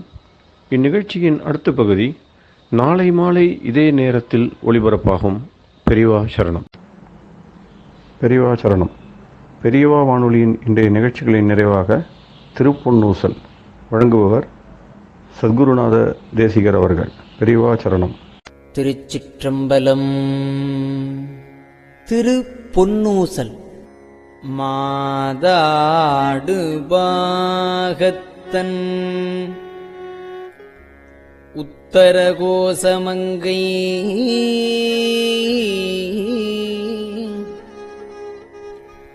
தாதாடு குன்றை சடையான் அடியாருள்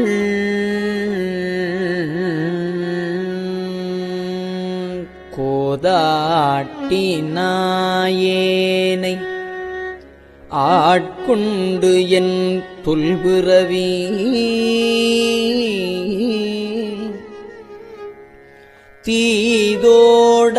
தீதோடவண்ணம் திகழ பிறப்பறுப்பான் காதாடு குண்டலங்கள் பாடி கசிந்து அன்பான் போதாடு பூன்முலையே போதாடு பூன்முலையே பொன்னூசல் ஆடாமோ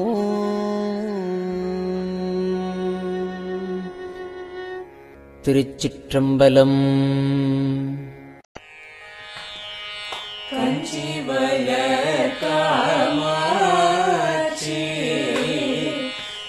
தங்குழந்தாய் சங்கரரே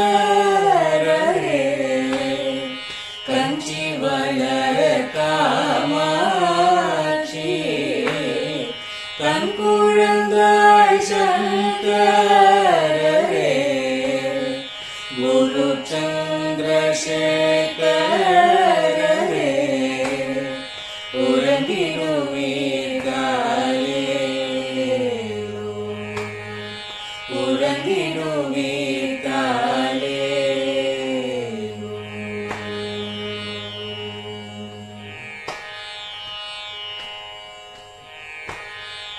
ஆதிகுரு சங்கரராய் அன்றொரு நாள் வந்தவரே அறுபத்து எட்டாகும் ஏகபதி காலே ஏழுலகும் பூப்பவரே காப்பவரே கரப்பவரே எல்லோர்க்கும் அருள்பவரே உறங்கிடுவீர்காலே அயனுடனே மாலவனோ தேடிய பொற்பதத்தவரே அருமறைகள் சாற்றும் முயல் மலர்பதமே காலே முக்தி நிலை எய்திடவே சக்தி தரும் சத்குருவே முக்தி நிலை எய்திடவே சக்தி தரும் சத்குருவே நித்தமெங்கள் நாவீசையில் நித்திரை கொள்தாளே நித்தமெங்கள் நாவீசையில் நித்திரை கொள்தாளே நித்தமெங்கள் நாவீசையில் நித்திரை கொள்தாளே.